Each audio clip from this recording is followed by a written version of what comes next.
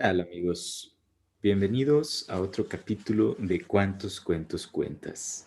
El día de hoy les voy a leer un cuento del famoso Charles Dickens. Aprovechando que el 9 de junio fue su aniversario luctuoso, pues decidí que sería una buena idea leer un cuento de Charles Dickens. Y el día de hoy vamos a leer una historia que se llama Juicio por asesinato. Y dice así: he observado siempre el predominio de una falta de valor, incluso entre personas de cultura e inteligencia superiores, para hablar de las experiencias psicológicas propias cuando éstas han sido de un tipo extraño. Casi todos los hombres tienen miedo de que las historias de este tipo que puedan contar no encuentren semejanza o respuesta en la vida interior de quien los oye y, por tanto, sospechen o se rían de ellos. Un viajero sincero que hubiera visto un animal extraordinario, parecido a una serpiente marina, no tendría miedo alguno a mencionarlo. Pero si ese mismo viajero hubiera tenido algún presentimiento singular, un impulso, un pensamiento caprichoso, una supuesta visión, un sueño o cualquier otra impresión mental notable, se lo pensaría mucho antes de mencionarlo. Atribuyo en gran parte a esta reticencia la oscuridad en la que se encuentran implicados estos temas. No comunicamos habitualmente nuestra experiencia de estas cosas subjetivas, lo mismo que lo hacemos con nuestras experiencias de la creación objetiva. Como consecuencia, la experiencia general a este respecto parece algo excepcional, y realmente es así por cuanto es lamentablemente imperfecta. En lo que voy a relatar, no tengo intención de plantear, refutar o apoyar teoría alguna. Conozco la historia del librero de Berlín. He estudiado el caso de la esposa de un miembro ya fallecido de la Sociedad Astronómica Real, tal como lo cuenta Sir David Brewster, y he seguido minuciosamente los detalles de un caso mucho más notable de ilusión espectral que se produjo en mi círculo de amigos íntimos. En cuanto a esto, quizás sea necesario afirmar que quien lo sufrió, una dama, no estaba relacionada conmigo ni siquiera mínimamente. Una suposición equivocada a este respecto podría sugerir una explicación de una parte de mi propio caso, pero solo de una parte, que carecería totalmente de fundamento. No puede hacerse referencia a que haya heredado yo alguna peculiaridad desarrollada, ni he tenido antes en absoluto experiencia similar alguna, ni la he tenido tampoco desde entonces. Hace muchos años, o muy pocos, eso no importa ahora, se cometió en Inglaterra cierto asesinato que me llamó mucho la atención. Nos enteramos de más asesinatos de los necesarios conforme se van sucediendo y aumentando su atrocidad. Y de haber podido, habría enterrado el recuerdo de aquel animal al tiempo que su cuerpo era enterrado en la cárcel de Newgate. Me abstengo intencionadamente de proporcionar la menor pista directa respecto al criminal. Cuando se descubrió el asesinato, no recayó ninguna sospecha sobre el hombre que más tarde fue llevado a juicio, o más bien, debería decir, en el deseo de acercarme lo más posible a la precisión de mis hechos, que en ninguna parte se sugirió públicamente que se tuviera tal sospecha. Como en aquel momento no se hizo referencia alguna a él en los periódicos, evidentemente era imposible que se incluyera en ellos alguna descripción del asesino. Resulta esencial que se tenga en cuenta este hecho. Cuando abrí durante el desayuno el periódico de la mañana, incluía el relato de ese primer descubrimiento y me resultó profundamente interesante, por lo que lo leí con la máxima atención. Lo leí no 2, sino 3 veces. El descubrimiento se había hecho en un dormitorio y cuando dejé la publicación tuve un destello, un impulso, en realidad. No sé cómo llamarlo, pues no encuentro palabra alguna que lo describa satisfactoriamente, en el que me pareció ver que ese dormitorio pasaba a través de mi habitación, como si un cuadro, por imposible que parezca, hubiera sido pintado sobre la corriente de un río. Aunque cruzó mi habitación de una manera casi instantánea, resultaba perfectamente claro, tan claro que observé con una sensación de alivio que el cadáver no estaba en la cama. Donde tuve esta curiosa sensación no fue en un lugar romántico, sino en mis habitaciones de Piccadilly, muy cerca de la esquina de St. James Street. Para mí fue algo totalmente nuevo. En ese momento me encontraba sentado en mi sillón y la sensación se acompañó de un estremecimiento tan fuerte que cambió aquel de sitio. Si bien procede advertir que las patas del sillón terminaban en sendas ruedecillas y podía moverse fácilmente, me dirigí a una de las ventanas. La habitación, situada en el segundo piso, tenía 2 ventanas para descansar la vista viendo el movimiento de Piccadilly. Era una hermosa mañana otoñal y la calle estaba alegre y centelleante. Soplaba el aire. Al mirar hacia afuera, observé que el viento sacaba del parque una buena cantidad de hojas caídas que una ráfaga arrastró y formó con ellas una columna espiral. Cuando la columna cayó y se dispersaron las hojas, vi a 2 hombres al otro lado del camino que iban desde el oeste hacia el este. Uno iba detrás del otro. El primero se volvía a menudo para mirar por encima del hombro. El segundo lo seguía a una distancia de unos 30 pasos, con la mano derecha levantada. Atrajo primero mi atención la singularidad y fijeza del gesto amenazador en un lugar tan público, y después la circunstancia notable de que nadie les prestara atención. Ambos hombres seguían su camino entre los otros paseantes con una suavidad que no resultaba coherente, ni siquiera con la acción de caminar sobre una acera, y que yo pudiera ver. Ni una sola persona les cedía el paso, los tocaba o los miraba. Al pasar ante mi ventana, los 2 miraron hacia arriba. Contemplé los 2 rostros con gran claridad y supe que sería capaz de reconocerlos en cualquier lugar. Y no es que observara de forma consistente algo que fuera muy notable en alguna de sus caras, salvo que el primero tenía una apariencia inusualmente humilde y el rostro del hombre que le seguía tenía el color de cera sucia. Soy soltero y mi criado y su esposa constituyen todo el servicio. Trabajo en una sucursal bancaria y ojalá que mis deberes como jefe de departamento fueran tan escasos como popularmente se supone. Ese otoño me obligaron a permanecer en la ciudad cuando yo necesitaba un cambio.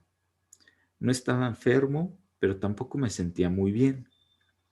Al lector le corresponde extraer las consecuencias que parezcan razonables del hecho de que me sentía fatigado. La vida monótona me producía una sensación depresiva y estaba ligeramente dispéptico. Mi doctor, un hombre de fama, me aseguró que mi estado de salud en aquella época no justificaba una descripción más poderosa, y cito lo que él mismo me describió por escrito cuando se lo solicité. Conforme las circunstancias del asesinato fueron revelándose y atrayendo cada vez más poderosamente la atención del público, Las aparté de mi propia atención, enterándome de ellas lo menos posible en medio de la excitación general.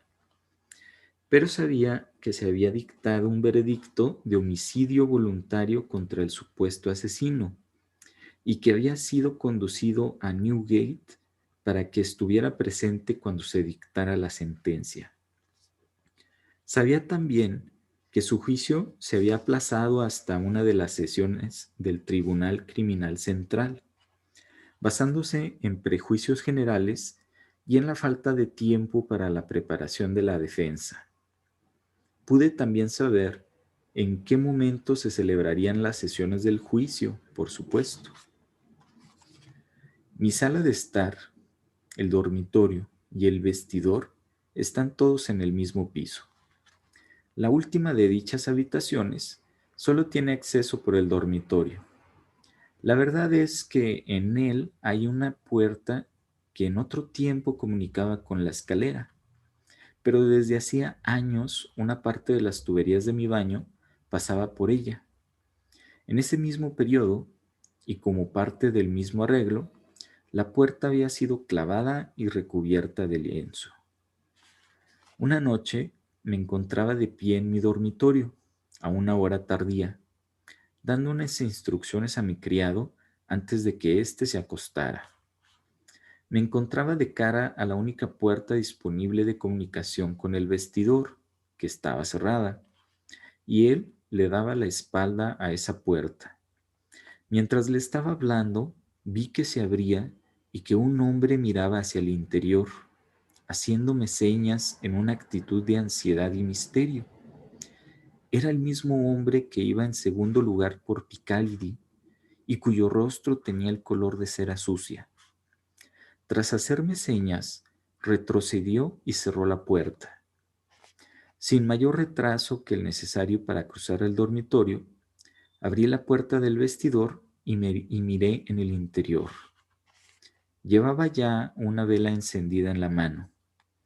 No tuve ninguna expectativa de que fuera a ver a esa persona en el vestidor, y no la vi allí. Me di cuenta que mi criado parecía sorprendido. Me volví hacia él y le dije: Derrick, pensará que conservo el sentido si le digo que creí ver un... Mientras estaba allí, le puse una mano sobre el pecho y con un sobresalto repentino se puso a temblar violentamente y contestó: Oh, señor, claro que sí, señor, un muerto haciéndole señas. Estoy convencido de que John Derrick, mi criado fiel durante más de 20 años, no tuvo la menor impresión de haber visto esa aparición hasta que lo toqué. Cuando lo hice, el cambio que se produjo en él fue tan sorprendente que creo absolutamente que obtuvo su impresión, de alguna manera oculta, a través de mí y en ese preciso instante. Le pedí a John Derrick que trajera un poco de brandy y le di una copa, alegrándome de tomar otra yo. De lo que había sucedido antes del fenómeno de aquella noche, no le conté una sola palabra. Estaba absolutamente seguro de que nunca antes había visto ese rostro, salvo en aquella ocasión en Piccadilly. Comparé la expresión que tenía al hacerme señas desde la puerta con la expresión en el momento en que levantó la vista para mirarme, mientras yo estaba de pie junto a la ventana. Llegué a la conclusión de que en la primera ocasión había tratado de adherirse a mi recuerdo y de que en la segunda había querido asegurarse de que lo recordaba inmediatamente. Aquella noche no me resultó muy cómoda, aunque tenía la certidumbre, difícil de explicar, de que la aparición no regresaría. Cuando llegó la luz del día, caí en un sueño profundo del que me despertó John Derrick, que vino junto a mi cama con un papel en la mano. Por lo visto, ese papel había sido motivo de un altercado en la puerta entre su portador y mi criado. Se me citaba en él para que sirviera como jurado en la siguiente sesión del Tribunal Criminal Central, en el Old Valley. Como John Derrick sabía bien, nunca antes me habían citado para ese jurado. Mi criado estaba convencido, aunque en ese momento no estoy seguro de si tenía razón o no, de que los jurados que se elegían habitualmente tenían una calificación social inferior a la mía, y por eso se había negado en un principio a aceptar la citación. El hombre que la llevaba se tomó el asunto con gran frialdad. Afirmó que mi asistencia o la falta de esta no le importaba en absoluto. La citación estaba allí y el atenderla era un riesgo mío, no suyo. Durante 1 o 2 días dudé si debía responder a esta llamada o no hacerle caso. No era consciente de que si se estuviera produciendo la menor atracción, influencia o desviación misteriosa. De eso estoy tan absolutamente seguro como de cualquier otra afirmación que haga aquí. Finalmente decidí que asistiría, porque de este modo rompería la monotonía de mi vida. El día designado fue una mañana fría del mes de noviembre.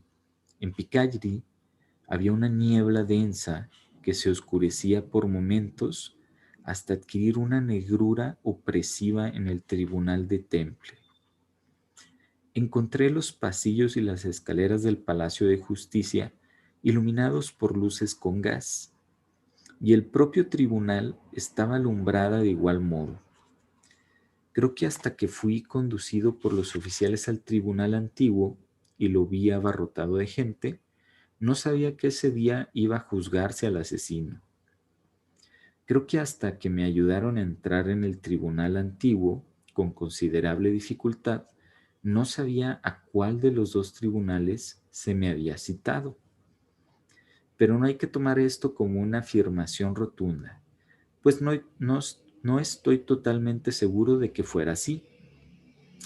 Tomé asiento en el lugar designado para que se aguardaran los jurados y miré a mi alrededor en el tribunal lo mejor que pude a través de la espesa nube de niebla y alientos. Observé un vapor negro que colgaba como una cortina lóbrega por la parte exterior de los grandes ventanales, y observé y presté atención al sonido ahogado de la rueda sobre la paja o el cascajo que cubrían la calle. Presté también atención al murmullo de las personas que allí se reunían y que se traspasaba de vez en cuando un silbido agudo o un saludo o una canción más fuerte que el resto. Poco después entraron los dos jueces y tomaron asiento.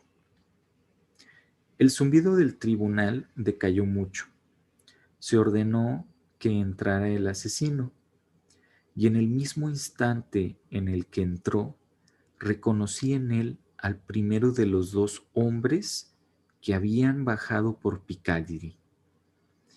Si en ese momento hubiera pronunciado mi nombre, dudo que hubiera sido capaz de responder de forma audible, pero lo pronunciaron un sexto u octavo lugar, y para entonces fui capaz de decir presente. Y ahora presté atención al lector. Cuando me dirigí hacia mi asiento del jurado, el prisionero, que había estado mirando todo con fijeza, pero sin dar signo alguno de preocupación, se agitó violentamente y llamó por señas a su abogado.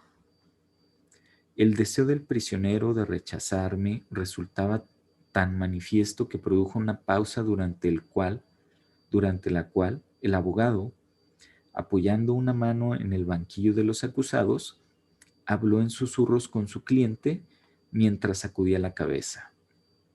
Más tarde, aquel caballero me dijo que las primeras palabras de pánico que le dijo el prisionero fueron: sea como sea, recuse a ese hombre. Pero como no le daba razón alguna para ello, y admitió que ni siquiera conocía mi nombre hasta que lo pronunciaron en voz alta y yo me presenté, no lo hizo.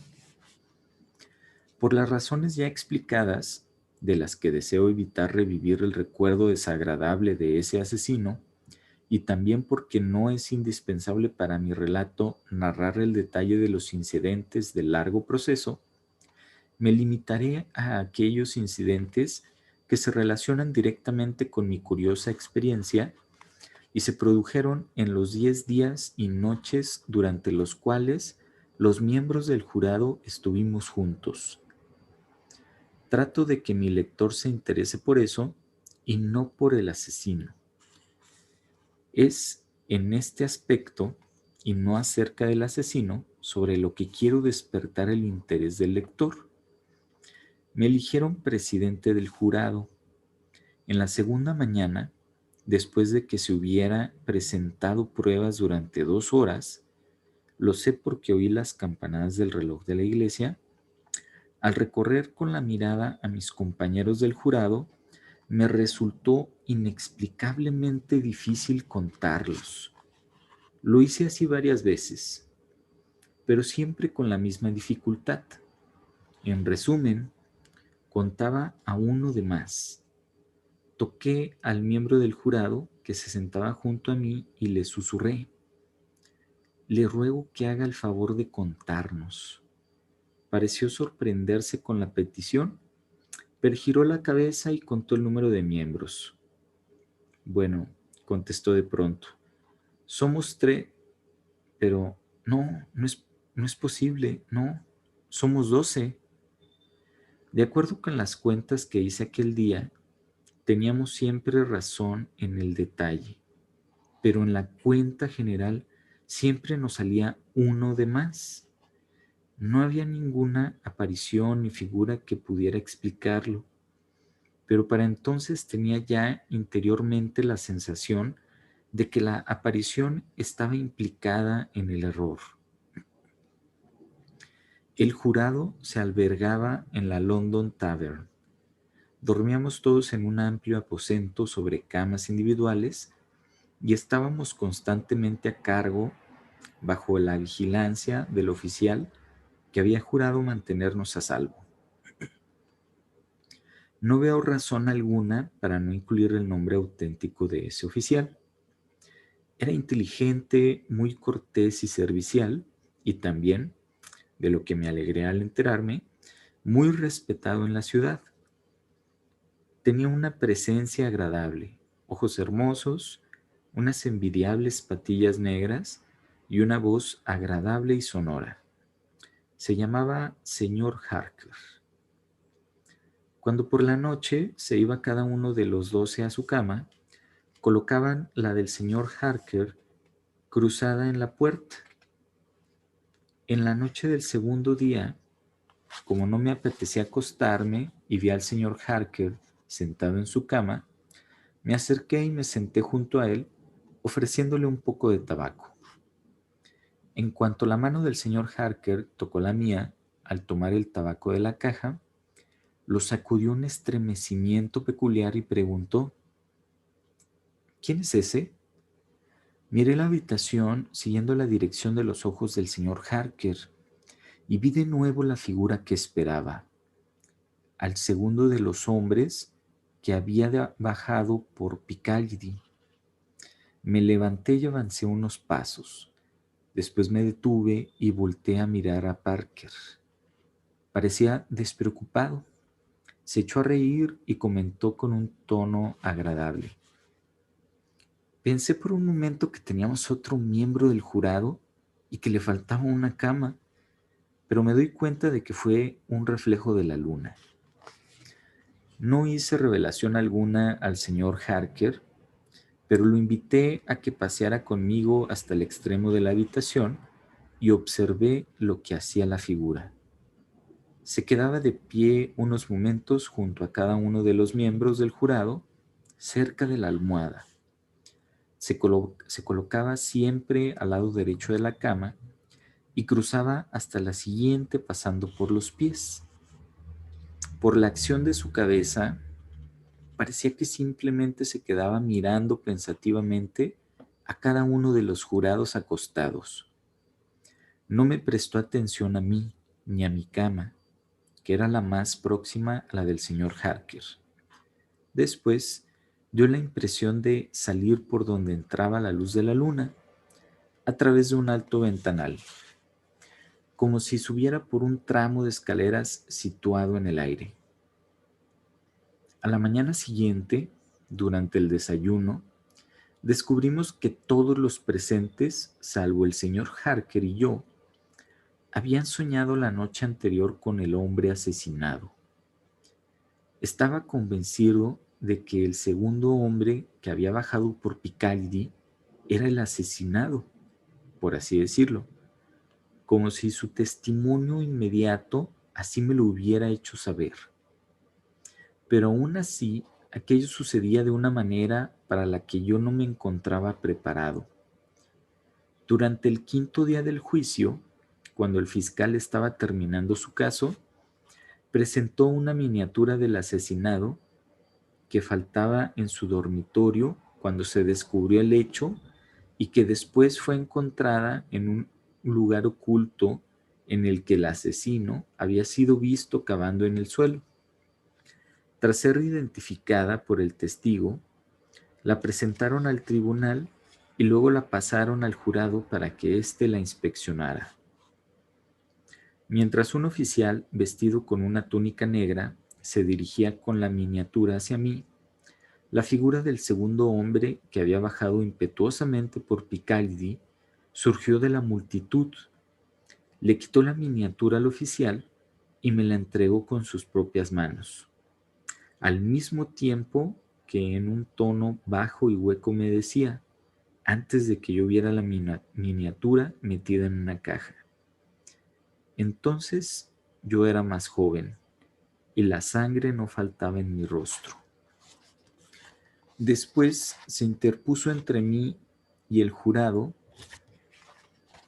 al que yo entregué la miniatura, y entre este y el siguiente, y así entre todos hasta que la miniatura volvió a mí.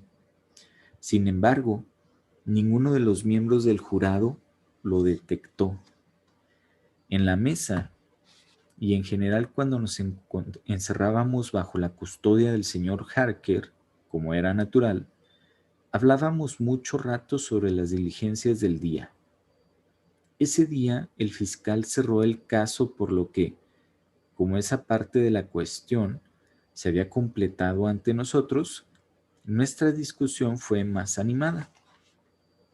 Había entre nosotros una de las personas de inteligencia más cerrada que he visto.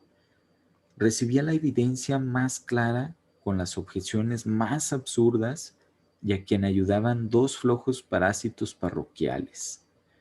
Los tres pertenecían a las listas de jurados de un distrito tan atacado por la fiebre que debía haber juzgado a 500 asesinos. Hacia la medianoche, que era cuando algunos de nosotros nos disponíamos ya a acostarnos, y esos zopencos armaban mayor alboroto, vi de nuevo al asesinado. Estaba de pie tras ellos, ceñudo, y me hizo señas. Al ir hacia ellos e interrumpir la conversación, desapareció inmediatamente. Ese fue el inicio de una serie de apariciones producidas en la larga habitación en la que éramos confinados. Siempre que un grupo de jurados se unía a conversar, veía entre ellos la cabeza del asesinado.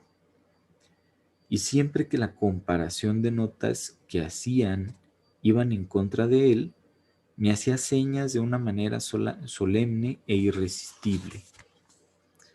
Recuérdese que hasta el quinto día del juicio, en el que se presentó la miniatura, nunca había visto la aparición en el tribunal. Cuando la defensa empezó el caso, se produjeron 3 cambios.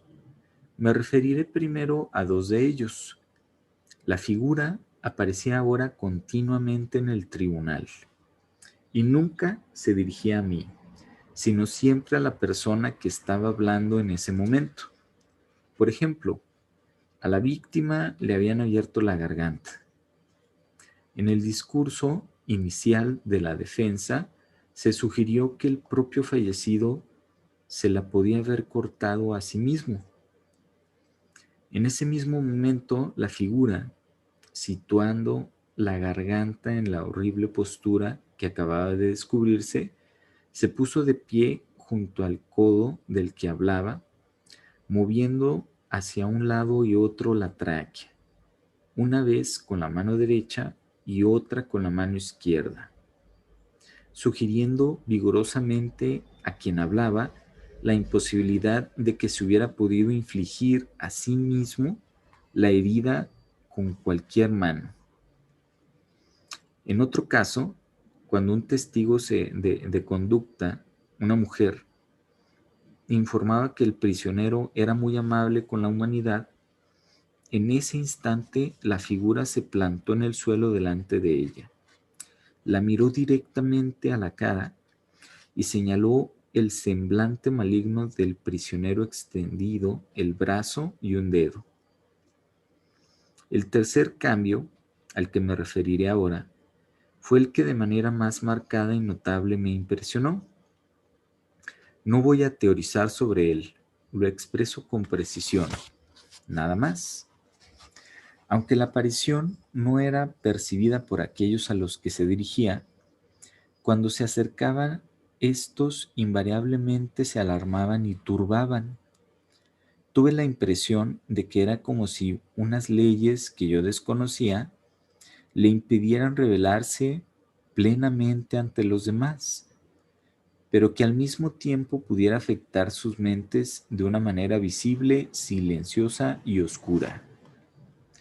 Cuando el defensor principal sugirió la hipótesis del suicidio y la figura se plantó junto al codo de un ilustrado caballero, haciendo terribles gestos como si se estuviera cortando la garganta, es innegable que el defensor titubeó en su discurso. Perdió durante varios segundos el hilo de su ingeniosa argumentación, se limpió la frente con un pañuelo y se puso tan pálido como un fantasma. Y cuando la aparición se colocó ante la respetable testigo de descargo, los ojos de ésta siguieron sin duda alguna la dirección indicada por el fantasma y se fijaron, con evidente duda y titubeo, en el rostro del acusado. Bastarán 2 ejemplos adicionales y en el 8º día del juicio, tras una pausa que se hacía siempre a primera hora de la tarde para descansar y refrescarnos unos minutos, regresé a la sala del juicio con los demás miembros del jurado poco antes de que entraran los jueces.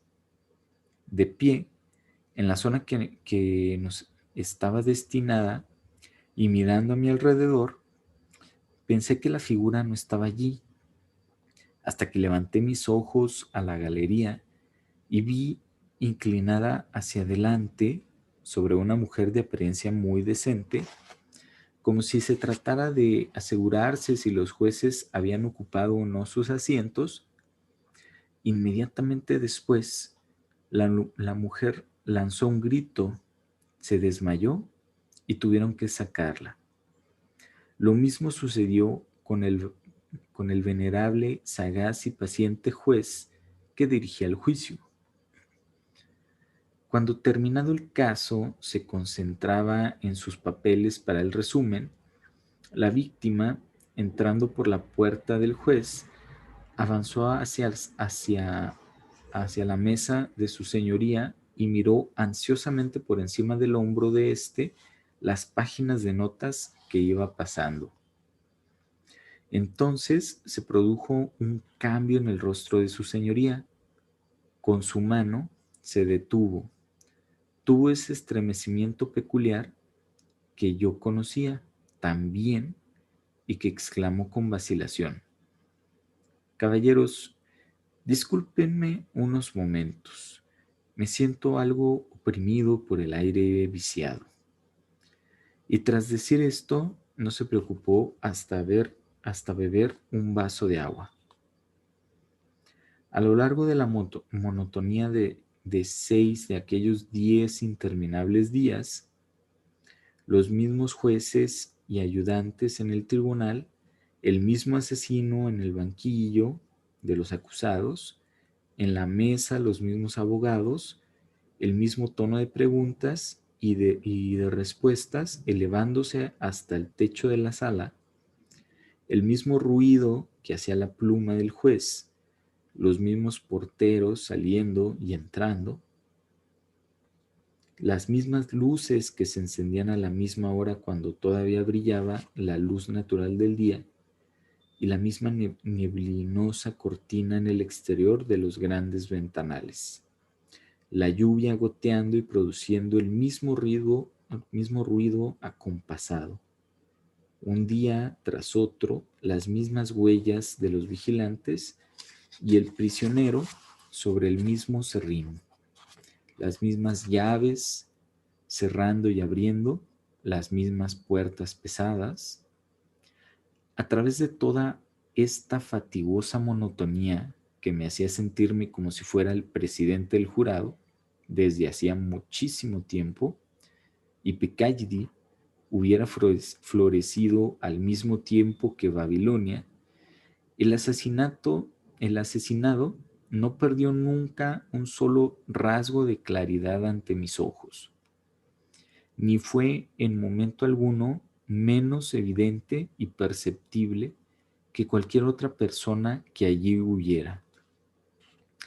No debo admitir, pues es un hecho, que nunca vi que la aparición a la que doy el nombre de asesinado mirara al asesino. Una y otra vez me preguntaba por el motivo de que no lo hiciera, pero el hecho es que nunca lo hizo. Tampoco volvió a mirarme a mí desde que sacaron la miniatura hasta los últimos minutos del juicio. Nos retiramos a deliberar a las 9:53 de la noche.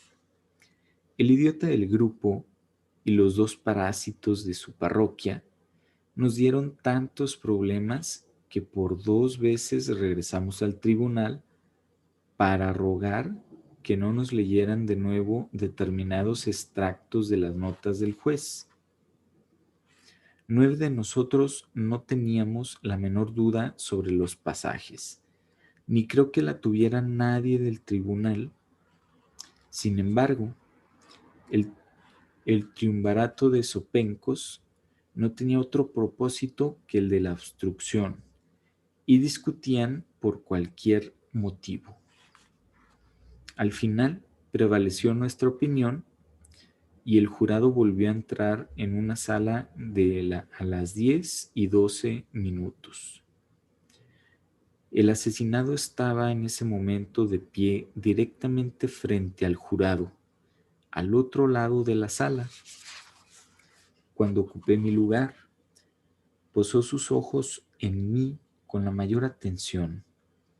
Pareció satisfecho y lentamente agitó un enorme velo gris que por primera vez llevaba sobre el brazo, sobre la cabeza y sobre toda su figura. Cuando pronuncié el veredicto culpable, desapareció el velo y con él todo lo que cubría, quedando vacío ese espacio. Cuando el juez preguntó al asesino, según la costumbre, si tenía algo que añadir antes de que se dictara la sentencia de muerte, pronunció vagamente algo que en los titulares de los periódicos del día siguiente fue descrito como unas palabras audibles a medias, incoherentes y vagas, en las que creyó entenderse que se quejaba de no haber tenido un juicio justo porque el presidente del jurado estaba predispuesto contra él.